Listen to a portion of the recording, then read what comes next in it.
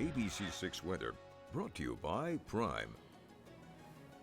And good evening, everyone. Yeah, it was a chilly start to the day today with the wind blowing. It felt even colder, and then the wind slowly eased during the afternoon, but the chill was still there. And taking a look over the next couple of weeks, the trend is going to be favoring a colder than normal outlook. And if we get storms tracking along at the right time while the cold air is in place, we could be dealing with some wintry systems. We are going to be dealing with one coming up on Tuesday, which we'll take a closer look at in a moment. Right now, things are quiet out across the city. The clouds have begun coming in, and the temperatures actually just moved up 2 degrees within the last 30 minutes. So we're now at 30 degrees. The wind is calm across the region, and most of the area has also seen those temperatures climb just a couple of degrees as well. That's because we're going to eventually be finding ourselves in the mild sector of the approaching storm system. But as you notice off to the west, all right, back through Pittsburgh, it's 36 degrees right now. Buffalo is at 32. So the real cold air is kind of going to be lifting northward over the next 24 to 36 hours because the storm center itself that we're tracking for tomorrow is going to be moving up to our north and west, going up through the St. Lawrence Seaway.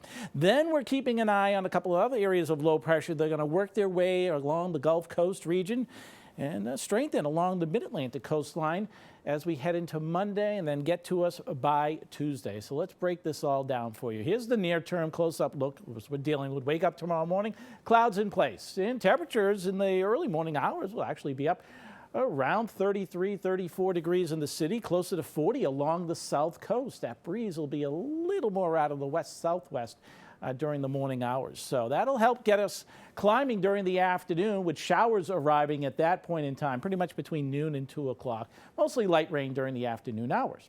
But then we get towards the evening, and there's going to be a little band that tries to come through. It's actually a cold front that's going to start working in later in the day. So out ahead of it, we could have a little heavier downpour working its way into the region for tomorrow evening. And then everything's kind of departing as we go between 10 and 11 o'clock and heading on out. Monday, back to bright sunshine, but it is a colder day. We're going to struggle to hit 40 for the afternoon. Rainfall amounts, not all that impressive. A quarter to maybe a half inch around the region.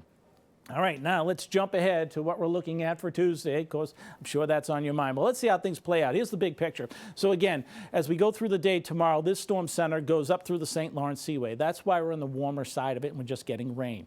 Monday, high pressure builds in. Plenty of sunshine, but cold air settling in across the region. And then we head into Tuesday, and then there'll be an area of low pressure coming up, strengthening along the coastline. The big question that we're trying to iron out right now is what is going to be the final track? So right now, our medium to long range models, European and GFS, are suggesting two different options. Now, the one that takes the storm center closer to us suggests that we're going to see mostly all rain across the region, snow being further to the north and west.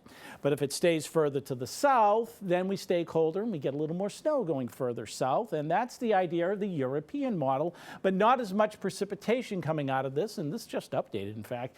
It's reducing the snow amounts a little bit through Tuesday afternoon, but there'll be more as we go into Tuesday night, obviously.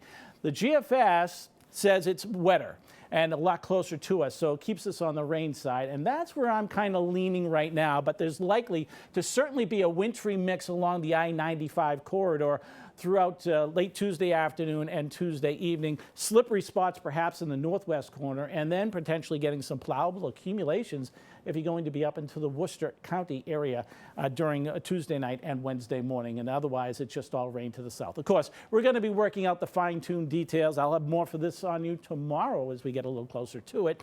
But after that, the rest of the week looks to be cold and dry until next weekend. That's your latest forecast.